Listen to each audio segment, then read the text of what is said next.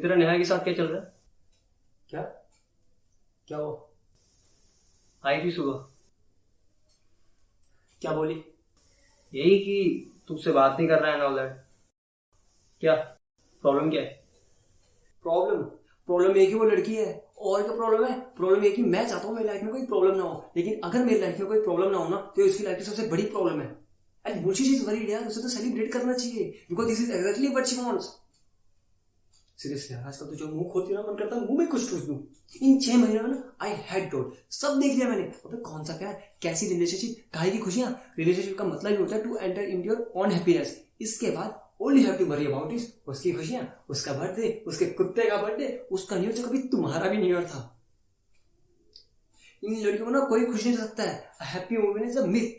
तू बैटमैन वाली को देख ले, साला जब तक बैटमैन नहीं बना तब तक बोलती रही तुम तो कुछ करते नहीं हो, नपुंसक हो, नकारा हो, मैं तुम जैसे इंसान के साथ कैसे रह सकती हूँ। जिस दिन बेचारा बैटमैन बन गया उस दिन बोली अरे तुम तो बैटमैन बन गए, मुझे तो एक नॉर्मल इंसान चाहिए था, मैं तुम जैसे इंसान के साथ कैसे रह सकती हो।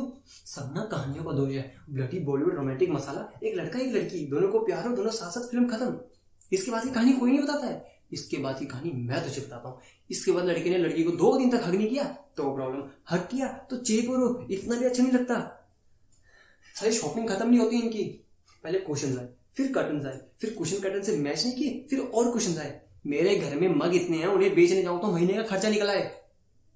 एक तो जो चीज खरीदने जाएंगे वो चीज खरीद के नहीं आएंगी। 2 हफ्ते दिमाग चाटेंगी टेबल इन है, टेबल इन है। 5 घंटे मॉल में बिता के सली सी चप्पल उठा ले आएगी। फिर अगले 2 हफ्ते दिमाग चाटेंगी टेबल इन है, टेबल इन है।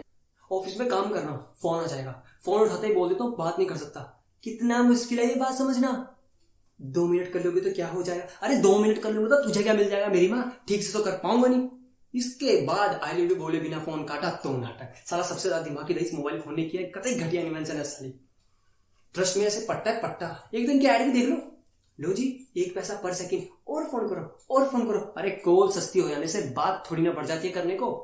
फिर इसका जवाब उन्हें भी दो, तुम्हारे पास बात क्यों नहीं है करने को? You have lost interest in me है, तुम्हें हूं ही करना तो मैंने तुम्हें फोन क्यों किया? अरे मेरी माँ, मुझे क्या पता तूने मुझे फोन क्यों किया, जाके भारती मित्तल से पूछना। मैं तुझे बता रहा हूँ उस एड में ना वो कुत्ता नहीं कुतिया है। सीरियसली शर्त लगा सकता हूँ, whenever you go we follow. तुझे क्या लगता है कोलंबस को पता नहीं था वो इंडिया नहीं जा रहा है, वो गलती से यहाँ पहुंच गया? नहीं, वो बेचारा तो कहीं दूर जाना चाहता था। बीवी के चक्कर में बोलना पड़ा इंडिया आ रहा हूँ, नहीं तो 10 साल पूछती कहाँ जा रहे हो, क्यों ही जा रहे हो, अच्छा पता भी नहीं कहाँ जा रहे हो, सीधा सीधा क्यों नहीं बोलते मुझे कहीं दूर जाना चाहते हो। आज तक बेचारे का मजाक उड़ाती है दुनिया। ऑफिस में काम कर रहा हूँ, एसएमएस आ जाएगा आई लव यू, ठीक है मैं भी रिप्लाई कर देता हूँ आई लव यू टू। इसके बाद एसएमएस पे एसएमएस शुरू। अबे काम क्या करती है ऑफिस में? 2 एसएमएस का रिप्लाई मत करना, तुरंत फोन आएगा। फोन मत उठाना तो 10 मिनट बाद मैसेज आ चुका होगा I don't think it's working any more. सारा 10 मिनट में बाबू आई लव यू से I don't think it's working any more, and this is when they are not even down.